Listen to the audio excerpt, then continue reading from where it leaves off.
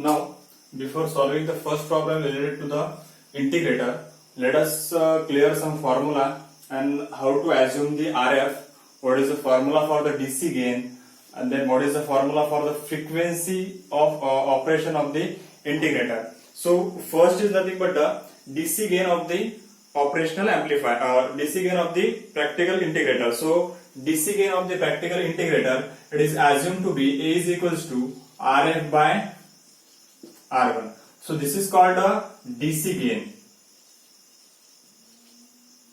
So this is nothing but the DC gain of the practical integrator. So this is first point.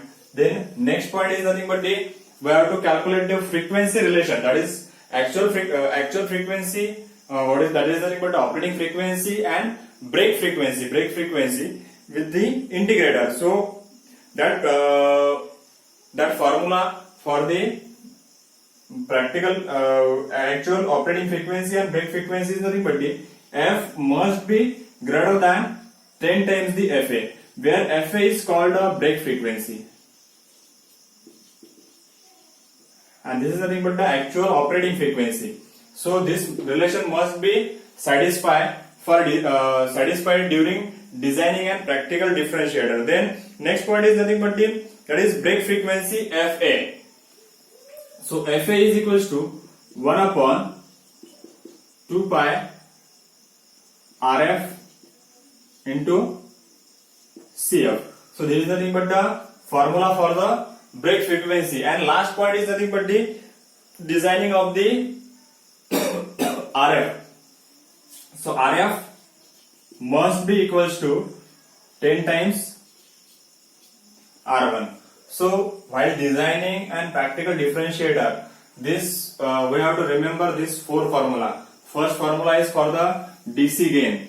So we are writing here DC gain is equals to, it is basically it is minus. So when generally the value of the gain is given as positive, that is 10, 20, 30. So that time we have to actually consider, we have to mod of the DC gain. So mod of the DC gain. So DC gain must be equals to minus RF by R1. If we are taking the mod, then we are getting the positive value. So this is nothing but the first formula. The second formula is nothing but we have to assume F is greater than equals to 10 FA, where FA is nothing but the break frequency, which is of 1 upon 2 pi RF into CF. And last formula for the calculation of the RF. So RF is equals to 10 times the R1. So this is what the designing formula for the integrator, that is practical integrator. Now let us move towards the first problem related to the designing an integrator. So I just keep this diagram as it is because the diagram is same. And last formula for the R compensating, that is it is parallel combination of the R1 and RF. So let us start with the first problem. So first problem is design a practical integrator circuit with a DC gain of 10 to integrate a square wave of 10 kilohertz. So here we have to design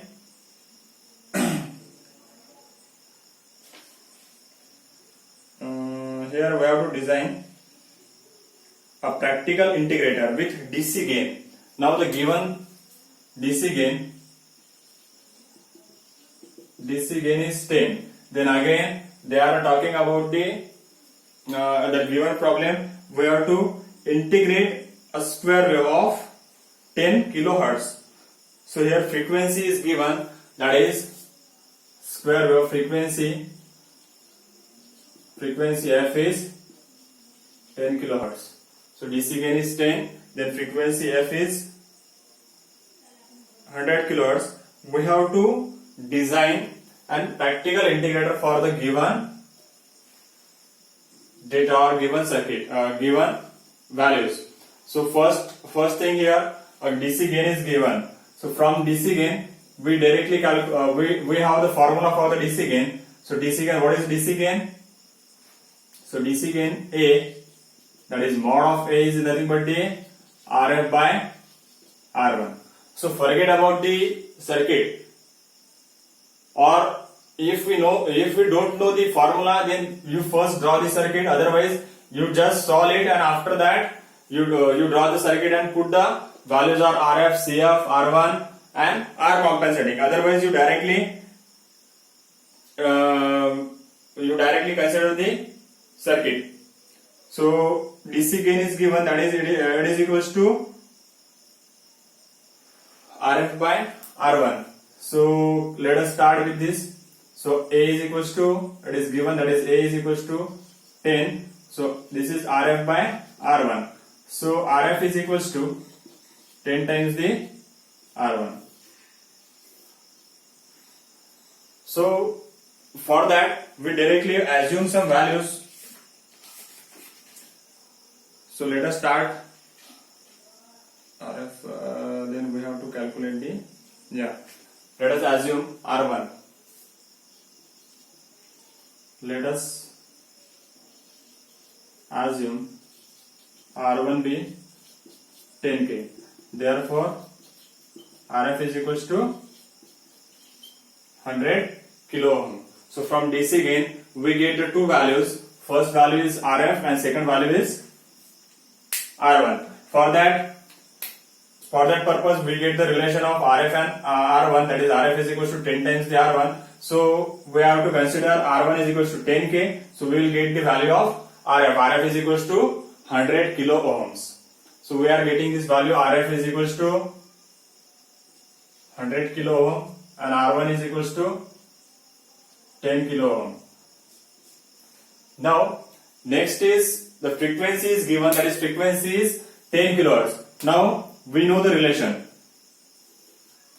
So let us assume F is equals to, actually we are not assuming, we know that F is equals to 10 kilohertz. That is frequency is equals to 10 kilohertz. Now we are having the formula, that is F is equals to 10 times the FA. F is equals to 10 times the FA, and we are having the formula for FA. FA is equals to 1 upon 2 pi RF into CF. That is the formula. So F divided by FA is equals to 10. Is it right? So this is nothing but the formula, and we know the formula for FA.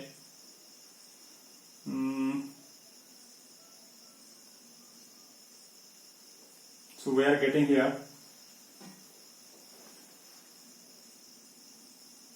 So we directly calculate here FA.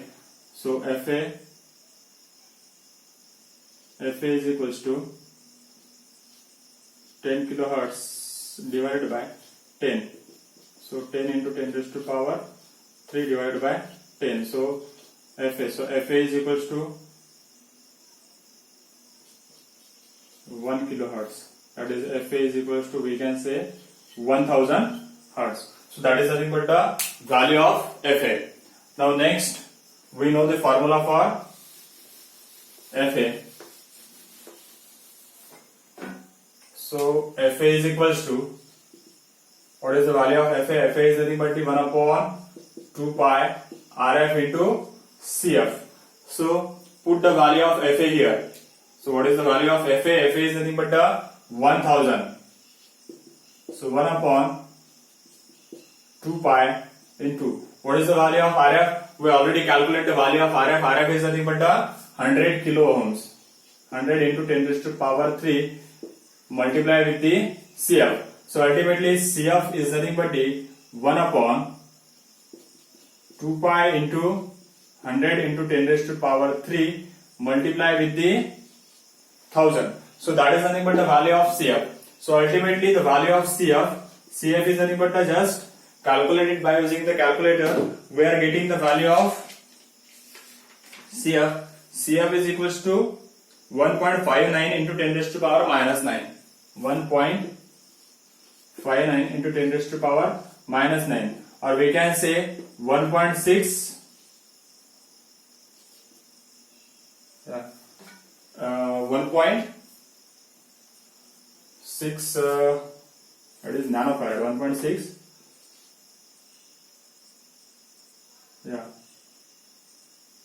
1.6 nanofarad is the value of CF.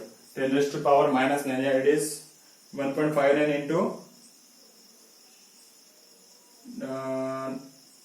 10 raised to power minus 9, so it is equals to 1.6 nanofarad is the value of capacitor CF. So we are getting value of capacitor is 1.6 into 10 raised to power minus 9, or we can say 1.6 nanofarad is the value of CF. Now the one component is remaining, that is nothing but the R compensating. So R compensating or R compensator resistor is equals to, its value is R1 parallel to RF. So R1 value is nothing but a 10K parallel with the 100 kilo ohms. So this R compensatory, the R compensatory value is equals to 9.09K. 9.09K. Initially, when we discuss about the R compensatory, we talk about the R compensatory. It is generally equals to R compensatory. It generally equals to, we can assume R compensatory is equals to R1. So from this, it is clear that this value nearer to 10K. So when we take a parallel combination of two resistor, that time whatever is the lowest value, so that is nothing but the nearest value of the of that parallel combination.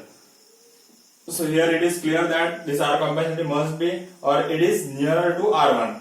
So either you can take a 9.09 kilo ohm as an R compensatory, or you directly put R compensatory is equals to R1. So this is what the solution of the first integrator problem.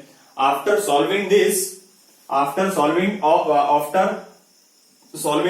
problems, we are getting the value of RF, R1, CF and R compensatory. After that, after complete problem, we have to draw the total circuit of the integrator, and by drawing this integrator, we have to mention the value of each component. So that is nothing but the complete design of the integrator circuit. Until and unless we can't draw this, until and unless we didn't draw this, we are not getting the full marks. So whenever you are solving the problem of related to integrator, differentiator or any design problem, after complete solution, we have to draw the complete circuit diagram with its value. Then and then only we are getting a complete marks of that problem. Otherwise, some marks will be cut by if we are not draw the circuit of the integrator or any design problem. So this is what the complete solution. And last point, as we are solving this, the last we have to draw the circuit diagram. Initially you may draw this circuit or not, but finally we have to draw the complete circuit. So thank you very much for the 6th lecture. In the next lecture, we solve some problem related to the integrator.